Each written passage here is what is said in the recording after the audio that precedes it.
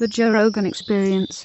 So the village that we were staying with, the guys informed me that now way up the river, 30 miles or so, there was an area that I would love to have collected in, but I couldn't because it was controlled by a group of Yanomamo that had shot at everybody who had ever gotten near there and, shot arrows.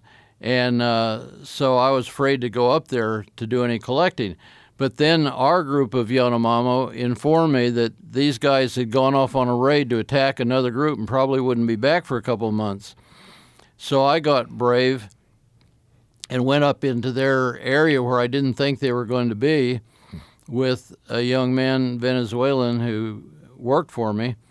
And we had just parked our dugout canoe on the bank and had gone out into the woods to set nets for bats when we hear 100 or so, maybe not 100, but a goodly number of Yanomamo men coming down the trail. And we immediately thought, oh my God, we're going to be absolutely dead ducks if they find us. But I did know that they don't usually go after their quarry. They usually wait in ambush. So we hid out in the jungle until about 2 o'clock in the morning and then tried turning our lights really dim and sneaking along without making any noise to get back to our canoe and hoping they were asleep. And we'll never know whether they were asleep or not because we did get shoved off and got away. But the very next night, we were stupid enough to think we had gone far enough away that they wouldn't find us, and we went back and tried to net again. And then we heard jaguar noises. And I had a Yanomamo and a Maikitari Indian working for me, and they immediately started warning me, that's not El Tigre. That's the Indians that we're trying to avoid. And just making jaguar noises. Right, to communicate among themselves. Oh, wow. But I insisted. I thought that these guys were just trying to get out of work because I'd been working them pretty hard and that they wanted to go to bed early that night. So I didn't really take them very seriously. And I went off with my shotgun. Back then we were collecting everything from jaguars to mice. And so in those days it was a big macho thing to shoot a jaguar. So I go off with my shotgun to hunt the jaguar, and it kept moving too fast without noise in between, and I finally dawned on me that, hey, this is more like Indians than jaguars to me even. I went back, and my guys were just ready to actually abandon me and leave me. They were so scared. Oh, no. We didn't even take the nets down. We got out of there as fast as we could, went back to camp, and the next day when we came back to get our nets, all the main strands of the nets had been stolen, proving that these were Indians that were after us. And we probably just got out in time. Woo! So that's the most danger you've ever been in. I don't know. I mean, there was the time I was crawling into a cave and on my belly in a narrow passage, and all of a sudden found that there was a big cobra coming out, and I had to lay perfectly still so that the cobra didn't get upset while he was going by. So you had to lay perfectly still while the cobra slithered by you? Yeah. Whoa. And there was the time the river bandits came after us. River bandits, where was that? That was in Venezuela, in the Costa Chiari Canal.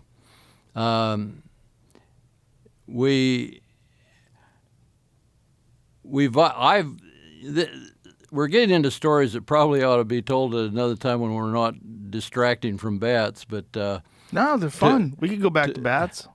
To put a long story shorter, the Costa Chiari Canal is the world's longest natural canal, and out in the middle of it, there are just no humans around. And we were camped out there collecting for the Smithsonian. But I carried a lot of small cash to do business when I did come to where there were villages. The small cash was hidden in false bottoms of trunks. The way I got the cash, we were funded through a military grant, and anybody that knows anything about the military knows they've got every restriction under the sun on their money and accounting for it. I had known that their rules weren't going to work very well for collecting, and so I had gotten bids from plane charter companies to fly us out to this remote savannah, and they were going to charge a lot of money because it was risky to the planes. And so I got the military to send the money to the Bank of America in Caracas, and then this was time when you had machine guns at the door of every bank. And I mean, it was a dangerous time in Venezuela, period. Well, we pretended to change Christmas gifts, and that's how we got our money into small change and took it back to our hotel. Then we put it in false bottoms of trunks. Then we go out to the frontier, and after a while the word kind of gets around that these guys can always pay for something. They must have some secret supply of money. So one day we're out at this remote camp, and my Venezuelan helpers, Indians, came running up saying, oh, in Spanish, cuidado, the not vandals, but the robbers are coming. And they were coming up the river in a little motorized dugout, and so that's how my guys heard them in time to know that they were coming, and then they saw them and realized who they were.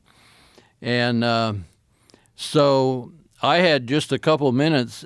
It's kind of interesting because I was reared to be a conscientious objector, and didn't believe in fighting in war. And so here we are with the bandits coming armed with shot. It was kind of interesting. They had old muzzleloader guns that they actually used rocks and black powder still to shoot. But here they're coming, and I'm responsible for 8 or 10 people, their lives. And am I going to be a conscientious objector, or what am I going to do? And so I broke out all the guns we had, gave everybody one of the, everything from an M1 rifle to a couple double-barreled shotguns, pistols, and got everybody positioned behind rocks and logs. And then as the bandits approached, I yelled down to them in Spanish that we understood who they were, and if they touched that rock, we were going to kill them. And they kept coming. And so I finally had everybody show themselves and their guns and yelled one more time. And the last time I yelled, they were within a meter of hitting the bank. And at that point, we'd have had to kill them. Whoa. But they finally, at the last minute, when they saw they were outgunned and that we had the upper hand, they backed up and went off. That ought to be hair-raising. It was. Ooh. But I learned a lot about my conscientious objector ideas. You're ready to abandon it. Well, I mean, what are you going to do? You're going to let good people die just because you don't believe in firing a gun at a human? Yeah, that's a good point, right? Yeah. A very important lesson to learn, right? Yeah, it was an important one for me. Boy, you've had some pretty amazing experiences just studying bats around the world. It's been a wild life, I bet, huh? Well, I've never chosen to get myself into big adventures, but The adventures chose you. One of my all-time favorite things to do is to go places where almost nobody's ever been. Like when I went out to see the Shamatari Indians, I had to hike 46 miles across country from the last Yanomama village to get out there and see them. And I just went out there. I mean, I knew it was dangerous. How dangerous, I didn't know, but I just was driven by curiosity. Here's a once-in-a-lifetime opportunity to see a group of people that have only seen 2 other outsiders in their whole existence. And it was just so much fun going out there and experiencing that kind of thing. But I certainly got into high adventure while I was out there. Yeah, that sounds amazing. So you got to hike. How long did it take you to hike 46 miles to get to them? Well, we did it in a day and a half. I had a 40-some pound pack. We went extra fast because I did not know when we started on the trip that the reason these two Shamatari came out to visit our Yanomamo group because they were looking for allies in a battle. They were expecting to be raided by another tribe. Whoa. And I didn't know this is why they were there. But when I asked through my interpreters, and let me point this out too, when you watch a movie and they're speaking pidgin English, there's no such thing as a place where people are really Aboriginal and you're speaking pidgin English to them. Everything I said on that whole trip out there had to be translated by me from English to Spanish, and then from Spanish to Maikritari, from Maikritari to Yanomamo, and from Yanomamo to Shamatari. Oh, my God. You can imagine there were a few miscommunications. Oh, my God. So, what year was this? This was happening? This was 1967. Okay, so clearly there's no cell phones, no other ways of communicating. Right. Wow. So we did not know that these guys were expecting an attack until we had already left with them to go out to their village. Oh, boy. And what we eventually found was that the reason they welcomed us so strongly was that they thought we'd bring our bang sticks with us, meaning guns, and be good in the battle. Oh, boy.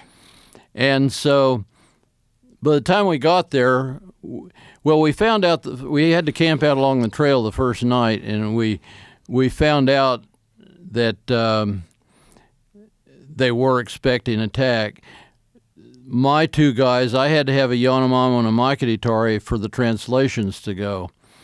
And incidentally, they knew enough that they wouldn't go. I had a terrible time getting them to go. When I finally convinced them, I had to pay them a month's wages for every day they went out there with me. So that first night, we set up camp by a beautiful stream in the jungle, and then my guys got really suspicious when our two Shamatari hosts went off by themselves quite a ways away in a hidden place in the jungle to put up little shelters for their night. And so they got suspicious, went and checked, and found that they were worried about being attacked. And they were leaving us out on the trail to be the bait. Oh.